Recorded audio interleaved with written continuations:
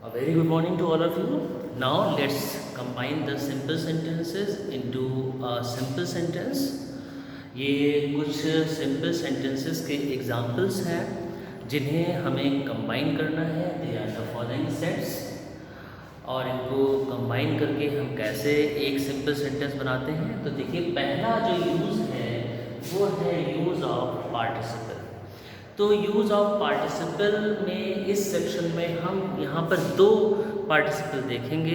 एक तो present participle का यूज़ और दूसरा परफेक्ट पार्टिसिपल का यूज़. और कैसे करते हैं पहले इसको समझते हैं ध्यान से. देखिए, पहला सेंटेंस है I was hungry, I took my food. देखिए, ये जो सेंटेंसेस हैं यहाँ पर एक चीज़ आपको कॉमन मिलेगी कि इनमें सब्जेक्ट्स जो है दोनों सेंटेंसेस में कॉमन है. I was hungry, I took my food. देखिए, यहाँ भी सब्जेक्ट आई है और यहाँ भी सब्जेक्ट आई है. और यहाँ पर प्रेजेंट पार्टिसिपल का यूज़ समझने के लिए आपको ये समझना है कि प्रेजेंट पार्टिसिपल का यूज़ वहाँ होता है जहाँ पर दो एक्शन एक साथ होते हुए मालूम पड़े. मतलब ये ना हो कि एक एक्शन हुआ उसके बाद दूसरा एक्शन हुआ, ऐसा नहीं है. यहाँ पर आपको ऐसा मालूम पड़ेगा जैसे पहला एक्शन हुआ और पहला एक्शन ख़त्म भी नहीं हुआ कि दूसरा एक्शन शुरू हो गया. मतलब पहले और दूसरे एक्शन में जो है कोई टाइम गैप नहीं है.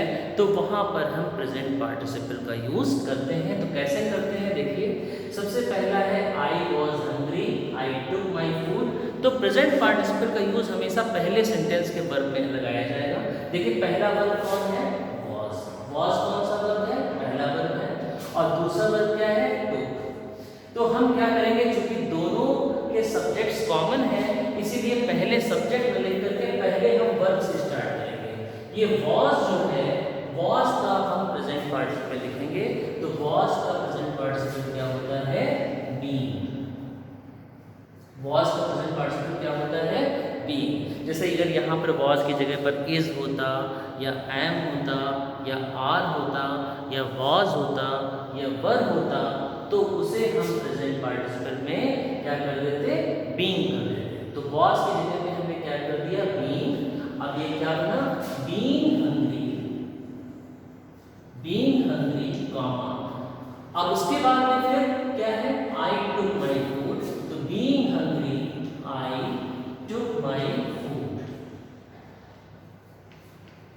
अब देखिए, ये सेंटेंस जो है ये कंबाइन होकर के क्या बन गया? सिंपल सेंटेंस बन गया.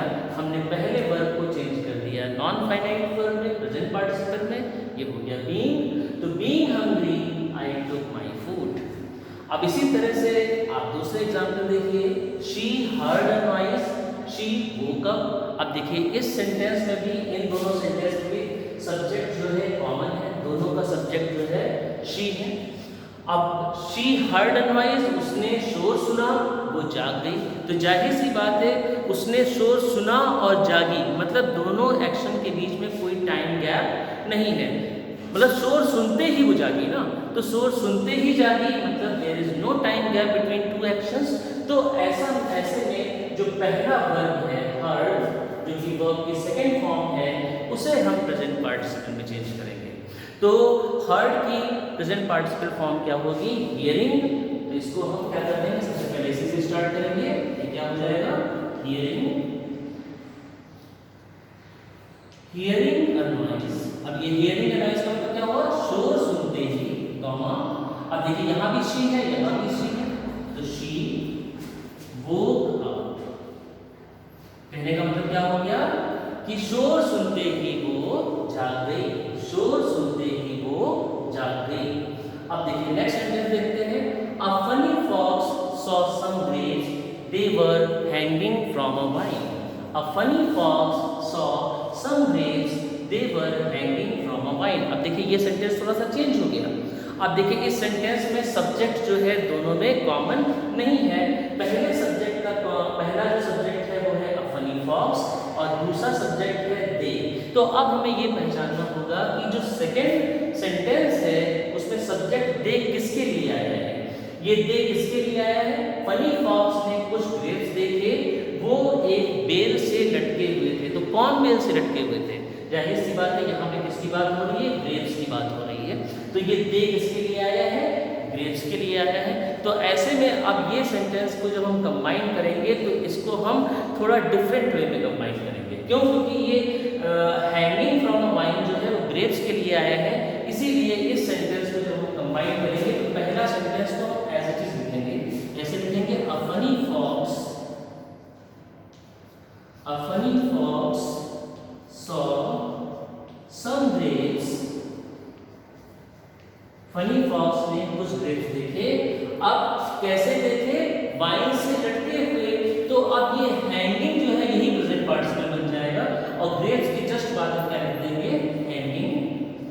Hanging from a wine. तो अब ये सेंटेंस क्या बना? एक फनी फॉक्स ने कुछ अंगूर के गुच्छे देखे, क्या करते हुए? एक बेल से लटके हुए। तो इस तरह से हमने सेंटेंस को कंबाइन किया। अब हम नेक्स्ट एग्जांपल देखते हैं। The servant swept the room, he went away. अब देखिए इस सेंटेंस में और इस सेंटेंस में क्या फर्क है? देखिए सबसे पहले सिमिलर देख लेते हैं। सिमिलरिटी क्या है? देखिए यहाँ सब्जेक्ट सर्वेंट और यहाँ ही, यानी कि दोनों के सेंटेंस जो है, दोनों के सब्जेक्ट जो है वो क्या है? वो सेम है। फिर उसके बाद में एक्शन, पहला एक्शन है स्वेप्ट और दूसरा एक्शन है वेंट। तो पहला एक्शन हुआ, उसके बाद में दूसरा एक्शन हुआ और दोनों किसके द्वारा परफॉर्म हुए? सेम सब्जेक्ट के द्वारा परफॉर्म हुए। लेकिन अब इस सेंटेंस में और इस सेंटेंस में फर्क क्या है? फर्क ये है कि यहाँ पर टाइम गैप जो है, जो दो एक्शंस के बीच में जो टाइम गैप जो है वो यहाँ पर दिखाई पड़ रहा है। यहाँ पर आप ये नहीं कह सकते कि ये एक्शन और ये एक्शन दोनों साथ साथ हुए, कि सर्वेंट ने झाड़ू भी लगा दी और चला भी गया। क्या ये दोनों एक साथ थोड़ी ना हो सकते हैं? उसने पहले झाड़ू लगाई होगी, काम खत्म किया होगा, तब वो घर से गया होगा। तो जाहिर सी बात है अपना पहला काम फिनिश करने के बाद ही तो वो गया होगा। तो ऐसे में जो पहला एक्शन जो है वो प्रेजेंट पार्टिसिपल में लिखना गलत होगा। इसीलिए हम पहले एक्शन को जो है अब हम दूसरे पार्टिसिपल में लिखेंगे और वो दूसरा पार्टिसिपल क्या है? वो है परफेक्ट पार्टिसिपल। यहाँ पर प्रेजेंट पार्टिसिपल का यूज नहीं होगा, यहाँ पर परफेक्ट पार्टिसिपल का यूज होगा। क्यों? क्योंकि इस सेंटेंस में और इस सेंटेंस के बीच में टाइम गैप हो रहा है, टाइम इंटरवल है, यानी कि पहला एक्शन पूरा हो गया तब दूसरा एक्शन शुरू हुआ। इसीलिए अब हम क्या करेंगे? परफेक्ट पार्टिसिपल का यूज करेंगे। कैसे लिखेंगे? हैविंग। अब हैविंग के बाद में शब्द की थर्ड फॉर्म भी शब्द होती है। हैविंग स्वेप्ट द रूम, यानी कि कमरे में झाड़ू लगाने के बाद हैविंग स्वेप्ट द रूम। अब देखिए ये ही कौन है? ही सर्वेंट है, इसलिए अब हम ही नहीं लिखेंगे, ही की जगह पे क्या लिखेंगे? सर्वेंट लिखेंगे। तो the servant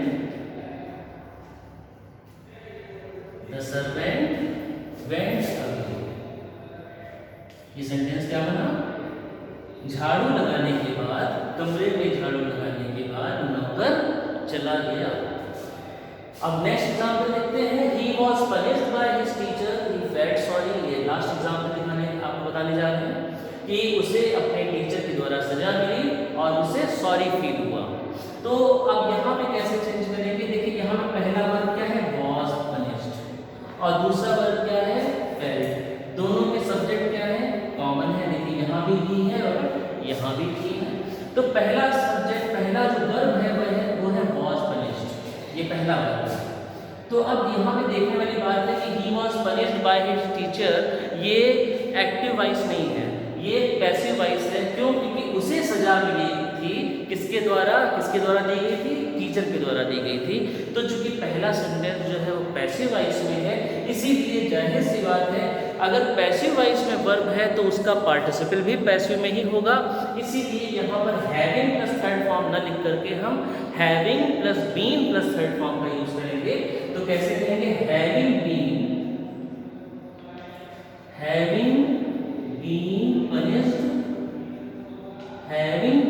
punished by his teacher, मतलब क्या हुआ इसका?